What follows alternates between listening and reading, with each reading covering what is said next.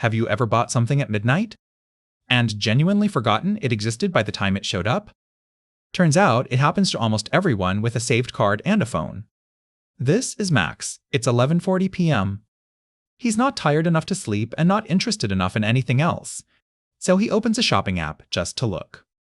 12 minutes later, he's bought something he didn't know existed at 11:40. Stick with this one. By the end, you'll probably remember exactly what's sitting in a drawer somewhere, still in its packaging. The app opens to a page picked out just for him. Nothing he searched for. Somehow still exactly his taste. He starts scrolling. Not shopping really, just looking. His thumb barely has to move. Something catches his eye. A little gadget. Cheap enough that it barely registers as a decision. He adds it to the cart, mostly to see the total. That's not really buying it. That's just looking at a number. Only 2 left in stock, the page says. A small red clock counts down under the price. He doesn't decide exactly. He just doesn't decide fast enough to stop it. The order confirms itself in one tap. The card's already saved. For a second, there's a small, real lift. Done. Sorted. Something's coming. By the time he puts the phone down, he's already half forgotten what he ordered. 4 days later, a box shows up.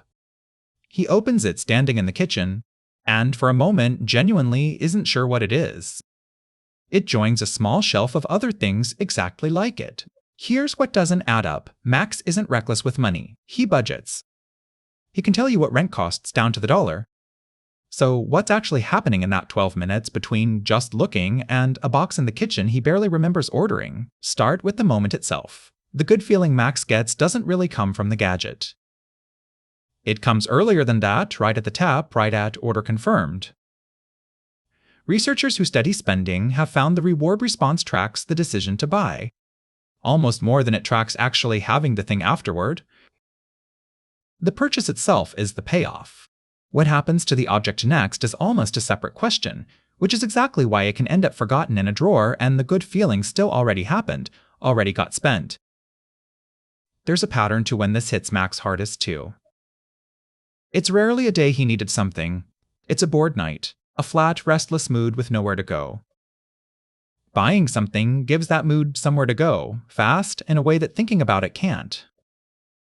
There's a real name for this. Retail therapy, using a purchase to manage a feeling, not to meet a need. It's not a myth or a joke people say about themselves. It works, briefly, which is exactly why it keeps getting reached for. Then there's what the page itself is doing. Only 2 left. Sale ends in 4 minutes and 12 seconds. None of that is really about the gadget. It's about making the cost of waiting feel bigger than the cost of being wrong. Losing a chance to have something reliably feels worse to people than the plain price of the thing does. Marketers know this well enough to build it into the page on purpose. It works by skipping the slow question entirely, do I actually want this, and replacing it with a faster one, am I about to miss it? And under all of that is something simpler, almost architectural. There's no walk to a store, no line, no counting out cash. Just a thumb, a saved card, and 1 tap between an idea and an order. All of that used to be friction, and friction used to be where the pause lived. The couple of seconds where a maybe not could catch up with a want. Take the friction out, and the pause goes with it. The shelf keeps growing. A few things still have tags on. One item he's opened exactly once. There's a subscription in there too. Somewhere, something that renews quietly every month that he's meant to cancel for what might be a year now. He's thought about returning a couple of things more than once. He never quite gets to the post office with them. The box just becomes part of the shelf. Checking his bank app has picked up a small flinch it didn't used to have. And here's what makes it stick. Each single purchase really was small. Nothing on its own was a mistake worth remembering. Which means there's never one moment Max's brain flags as, that one, don't do that again. Just a slow accumulation of small yeses that never individually earned a second thought. It's not only shopping apps either. The same shape shows up anywhere a screen makes, wanting something and having it the same tap. One more thing added at food delivery checkout because it's already free shipping. One more 5 impulse buy at a real checkout line. One more in-game purchase that's basically nothing. One more 6 a month subscription that felt too small to say no to. there's a quieter cost underneath the shelf, too. Somewhere in all those quick yeses, the actual feeling that sent Max looking for his phone at 11:40, bored, restless, a little flat, never really got dealt with. It got a 12-minute stand-in instead, cheap, fast, and technically satisfying enough that he never had to sit with the real thing for very long. So, is Max just bad at resisting things? Not exactly, most days. He doesn't even feel like he's deciding anything.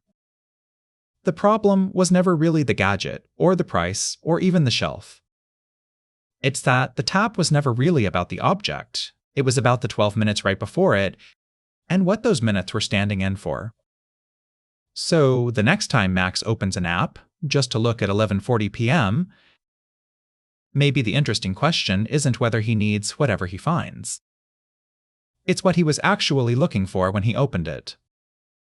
And if this sounds a little too familiar, you're not the only one with something still in its box.